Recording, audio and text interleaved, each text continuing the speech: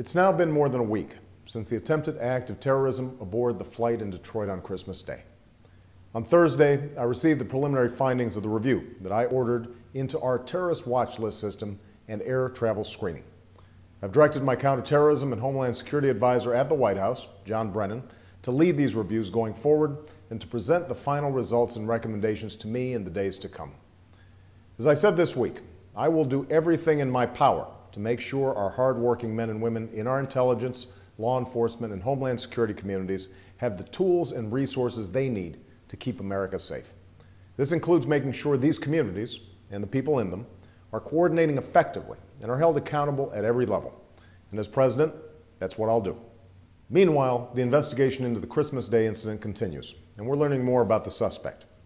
We know that he traveled to Yemen, a country grappling with crushing poverty and deadly insurgencies.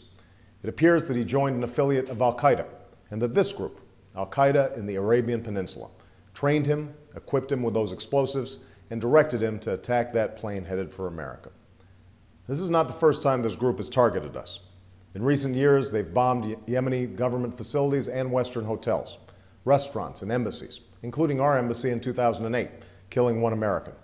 So as president, I've made it a priority to strengthen our partnership with the Yemeni government, training and equipping their security forces, sharing intelligence, and working with them to strike Al-Qaeda terrorists. And even before Christmas Day, we had seen the results. Training camps have been struck, leaders eliminated, plots disrupted. And all those involved in the attempted act of terrorism on Christmas must know you too will be held to account. But these efforts are only part of a wider cause. It's been nearly a year since I stood on the steps of the U.S. Capitol and took the oath of office as your president. And with that oath came the solemn responsibility that I carry with me every moment of every day, the responsibility to protect the safety and security of the American people. On that day, I also made it very clear, our nation is at war against a far-reaching network of violence and hatred, and that we will do whatever it takes to defeat them and defend our country, even as we uphold the values that have always distinguished America among nations.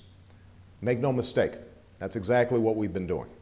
It's why I refocused the fight, bringing to a responsible end the war in Iraq, which had nothing to do with the 9/11 attacks, and dramatically increasing our resources in the region where Al-Qaeda is actually based, in Afghanistan and Pakistan. That's why I've set a clear and achievable mission to disrupt, dismantle, and defeat Al-Qaeda and its extremist allies and prevent their return to either country. And it's why we forged new partnerships, as in Yemen, and put unrelenting pressure on these extremists wherever they plot and train, from East Africa to Southeast Asia, from Europe to the Persian Gulf. And though often out of sight, our progress has been unmistakable. Along with our partners, we've disrupted terrorist financing, cut off recruiting chains, inflicted major losses on Al-Qaeda's leadership, thwarted plots here in the United States, and saved countless American lives. Yet as the Christmas Day attempt illustrates, and as we were reminded this week by the sacrifices of more brave Americans in Afghanistan, including those 7 dedicated men and women of the CIA, the hard work of protecting our nation is never done. So as our reviews continue, let us ask the questions that need to be asked. Let us make the changes that need to be made. Let us debate the best way to protect the country we all love. That's the right and responsibility of every American and every elected official. But as we go forward, let us remember this. Our adversaries are those who would attack our country, not our fellow Americans, not each other. Let us never forget what has always carried us through times of trial, including those attacks 8 Septembers ago. Instead of giving in to fear and cynicism, let's renew that timeless American spirit of resolve and confidence and optimism.